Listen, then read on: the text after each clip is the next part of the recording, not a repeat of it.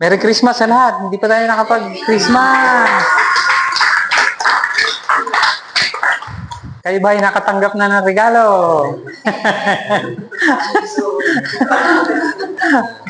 Yung mga parents, sila yung nawalan. Tayong mga may edad na. Parang nung umpisa, pag dumarating yung Pasko, parang ang saya ng pakiramdam. Kahit sa probinsya, pag may bago akong damit, sarap ng pakiramdam. Pero pagka tumatanda, parang ano na, no? Nai-stress ka na. Dahil nag-iisip ka kung saan ka kukuha ng regalo, may budget pa, pagkakasyahin mo pa. Gusto ni nanay, wala daw. Okay lang ako, nay. Ano lang ta? Masyado makintab eh.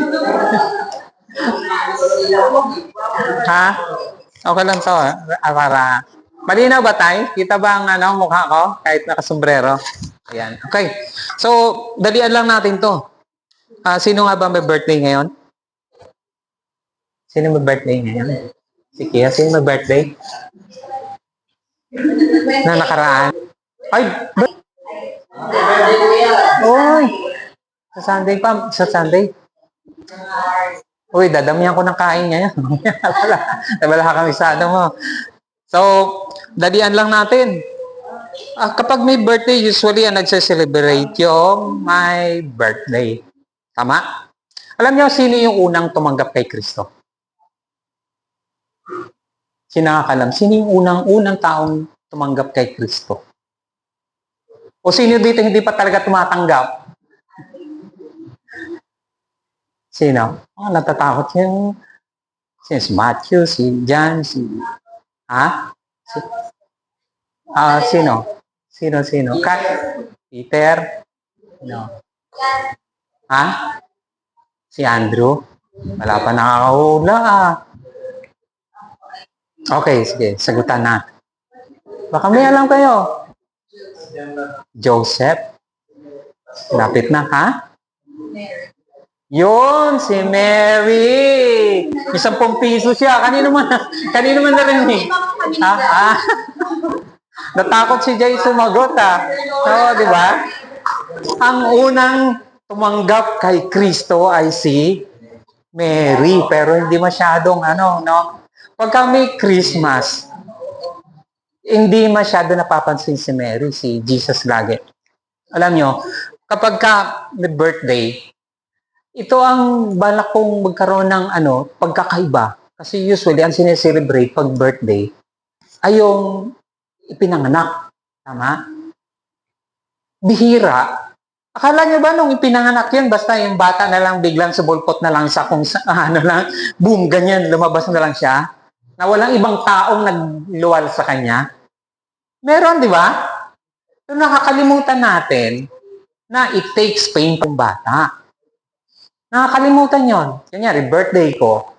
Ang naalala lang ako, nabuhay, iniluwal. Ano yun, bigla na lang sumulpot akong ganyan na, Uy, si Tito, andyan na.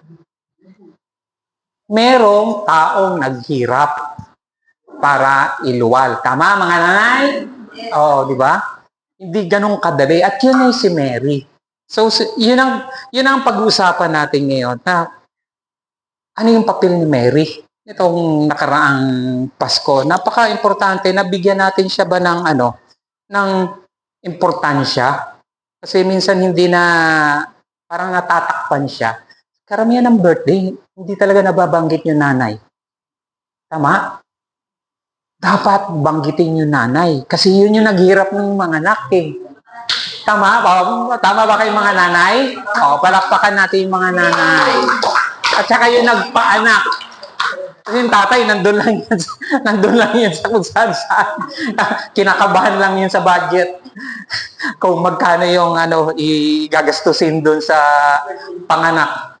So, dapat pag may birthday, alalahanin din natin. At yun ang gusto kong bigyan natin yung importansya si Mary sa Pasko. Yung mag-start siya na mag-yes ng responsibilidad na tanggapin. Ito yung isang trivia. Tandaan natin yung 3S. 3S lang na.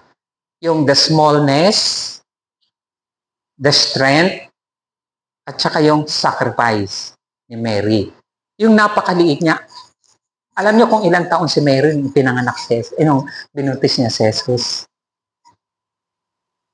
Ayon sa research, ayon sa Google at ayon sa mga commentaries, si Mary at that time ay 12 to 16 years old lang. 12 to 14 years old. Kasi yung betrothal sa Jews ay mga teenager. So ilang taong ka na, Jana?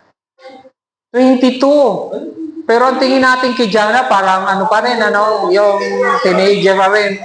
Pwede ka na ba maging nanay? O tingnan mo, hindi niya matanggap, di ba?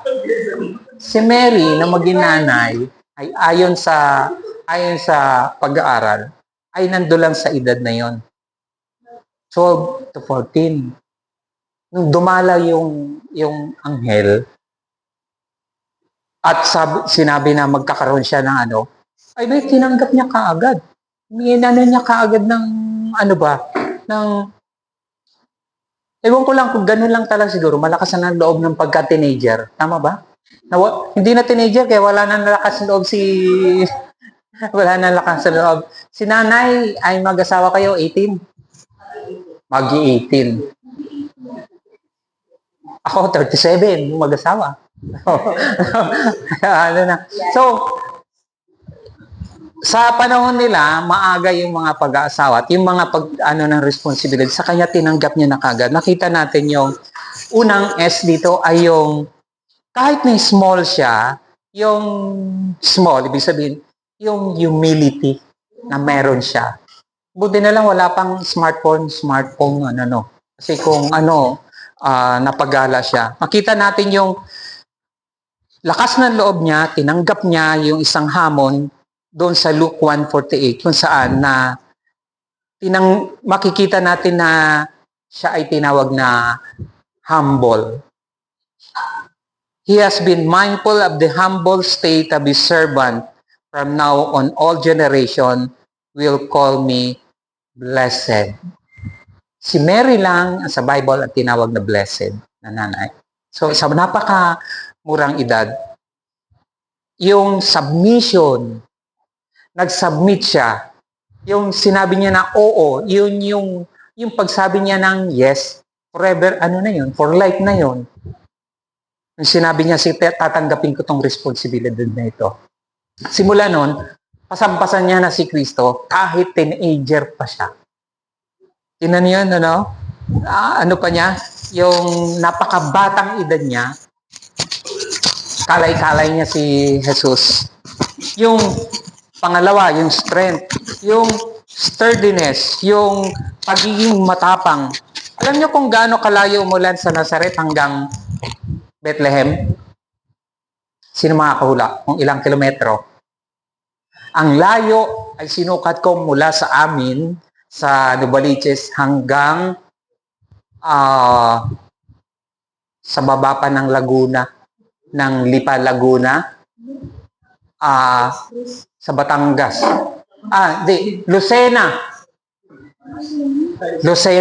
Ilang kilometro? 172. Monte ka na. Meron kang 10 piso doon. Hanggang na. 172 ang distansya mula sa amin. Yun ang eksaktong layo nung Nazareth hanggang Bethlehem. May motor na ba nun? Wala pa. Nakasakay ka dun sa asno. Pag nasubukan niya na sumakay ng kalabaw, mabagal ang kalabaw, di ba? Gumaganon-ganon yun pag nakasakay ka. Di ba? Hindi yung katulad ng motor na diretso lang. Yung bewang mo doon, gaganon-ganon. So kung nakasakay si Mary, kung ano man sakay niya doon, siyempre gaganon-ganon yun habang humahakbang yung Tingnan niyo yung lakas ng teenager. Dala-dala niya sa kanyang sinapupunan. Siya yung unang tumanggap kay Jesus. Inalagaan niya. Tinanggap niya yung responsibilidad na napakalaki. Diba? Yung strength niya. Simple siya, Tapos, yung stamina niya, meron siyang tinatawag na self-possess. Yung, kahit sa kanya, inamin niya na rin yun eh. Sinabi nga ni Elizabeth, sabi sa kanya, "Blessed is she who as the Lord will fulfill His promises to her." Iyon ay sa Luke 1:45. At yung matinding espa, diba, smallness is humility, tapos yung strength na meron si Mary, ang matindi dito yung may drone tayo. So, ang matindi pa dito, yung meron siyang strength. Hindi lang strength, no? Yung smallness na humility, strength, yung pangalawang tinatawag na sacrifice, na talagang mula ipinanganak, pain, hanggang si pinangang namatay si Jesus, pain. Grabe yung sakripisyo niya, di ba? Tayo, pag nang binubuhay tayo, parang sana makaalwan tayo. Parang gusto nating makalaya. Gusto nating guminhawa. Gusto nating, sana yung sakit na ito na paghihirap, gusto nating makalaya. O no? Simula maliit, naguhugas ako ng pinggan. Hanggang ngayon, naguhugas pa rin. Akala ko makakalaya ako sa trabaho ng ng paglalaba. Ayun, assistant ako, paglalaba. Busy si Mrs. Min, nawala ng kuryente doon sa bahay. Kinokontak niya kanyang kapatid. Yung sacrifice na meron siya, inako niya yon. Kasi alam niya, mamamatay si Jesus eh. Sinabi niya yun sa kanya eh. Na yun yung magliligtas. Inako niya yung responsibilidad. Sinabi niya, itinanim niya sa kanyang puso niya na masasaktan siya mula umpisa hanggang ipapanga. Matindi yung sakripisyo, no? Kay mga nanay. Sakripisyo talaga, di ba? Joy, sakripisyo talaga. Lahat gagawin mo para sa anak mo. Kaya tayo naging ganito, nagsikap yung ating mga parents. Sila tatay, sila nanay, nagpunta dito sa syudad para, dumami yung angkan natin. Meron tayong Kisaya, di ba? Kung hindi sila napunta dito, wala tayong Kisaya, di ba?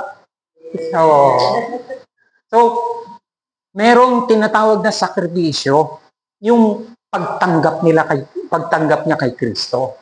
Sa atin din, yung pagtanggap natin kay Kristo, may kasama kaakibat na sakripisyo. Ang blessing ay hindi siya, tinawag siyang Blessed Mary, di ba? Siya lang yung tinawag na Blessed Mother. Hindi ibig sabihin nun, walang sakripisyo. Ang pagiging blessed ay may kaakibat na sakripisyo. Yun yung kagandahan ng kanyang pagkatao. So, ang Christmas, naging Christmas dahil kay Mary. Kaya, dapat bigyan natin siya ng honor. Huwag naman yung sambahin. Diba? Kung ikukumpara natin siya doon sa mga apostol, wala masasabi actually yung mga apostol eh. Sa umpisa pa lang, wala pa si Kristo. Siya na yung umako eh. So, dapat, kaya nga, iba, tinawag siyang saint. Tinawag siyang pero okay na.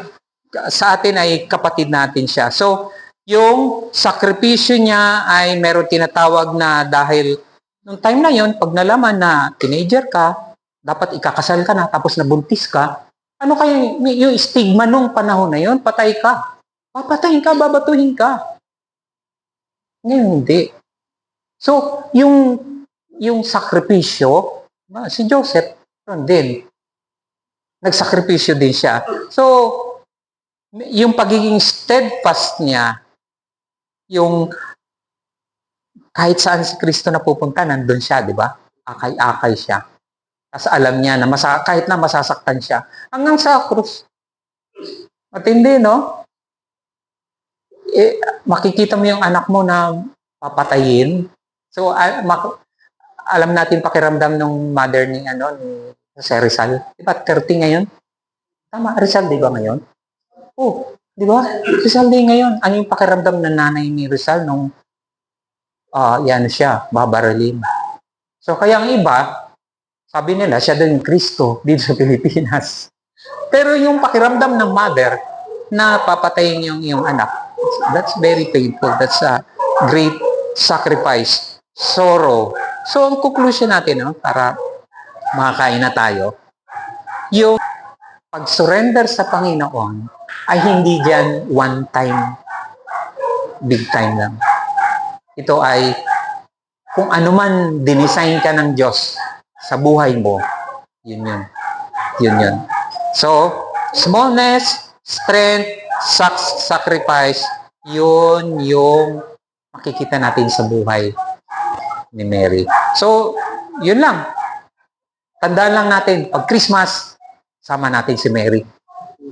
At yung ating mga nanay na nagsasakripisyo para meron tayong makain. So, purihin natin ang Panginoon. Praise God.